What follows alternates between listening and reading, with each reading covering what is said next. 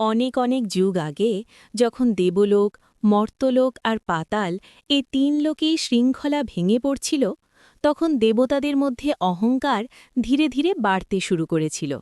বিশেষ করে দেবরাজ ইন্দ্র নিজের শক্তি ঐশ্বর্য আর পদমর্যাদায় এতটাই গর্বিত হয়ে উঠেছিলেন যে তিনি ভুলে গিয়েছিলেন এই সবই মা লক্ষ্মীর কৃপা।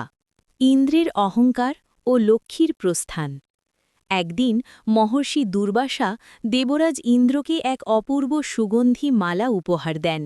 সেই মালা ছিল দেবশক্তিতে ভরা, কিন্তু অহংকারে অন্ধ ইন্দ্র সেই মালা নিজের ঐরাবত হাতির গলায় পরিয়ে দেন। ঐরাবত পায়ে মারিয়ে মালাটিকে নষ্ট করে ফেলে। এই অপমান দেখে মহর্ষি দুর্বাসা অভিশাপ নেন, যে অহংকারে ঐশ্বর্যকে তুচ্ছ করল সে ঐশ্বর্য হারাবে। এই অভিশাপের ফলেই মা লক্ষ্মী দেবলোক ত্যাগ করেন।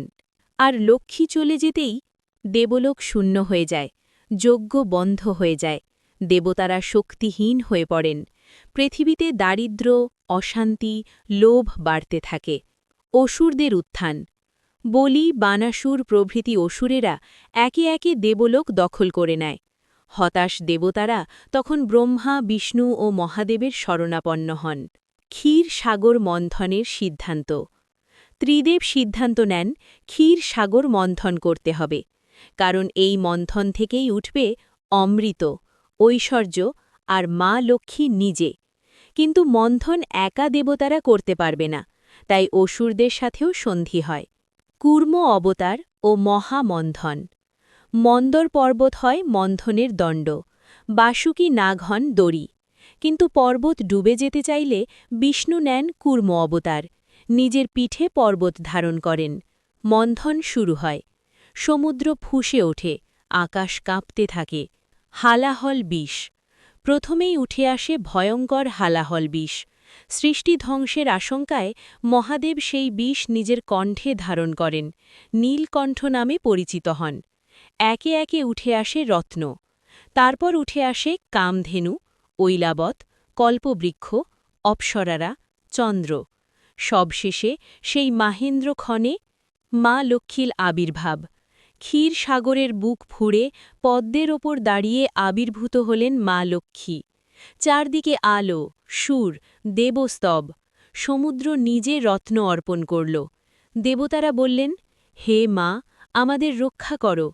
মা লক্ষ্মী শান্ত কণ্ঠে বললেন, আমি সেখানে থাকব যেখানে ধর্ম আছে।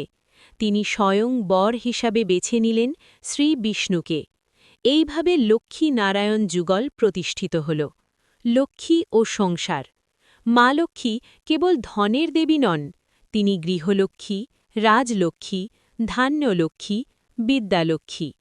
যেখানে পরিষ্কার মন পরিশ্রম সততা, সেখানেই তিনি বাস করেন।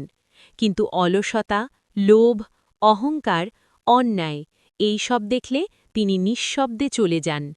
কোজাগরী লক্ষ্মী ও মানুষের পরীক্ষা। কোজাগরী পূর্ণিমার রাতে মা লক্ষ্মী নেমে আসেন মর্তে। তিনি দেখেন কে জেগে আছে, কে পরিশ্রমী কে সৎ। যে ঘরে আলো জ্বলে মন জ্বলে সেই ঘরেই তার কৃপা বর্ষিত হয়। মহাকাহিনীর শিক্ষা।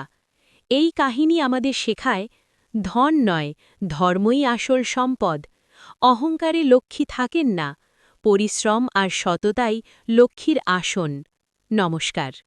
আমাদের চ্যানেলটি অবশ্যই সাবস্ক্রাইব করবে নতুন নতুন ভিডিও পাওয়ার জন্য।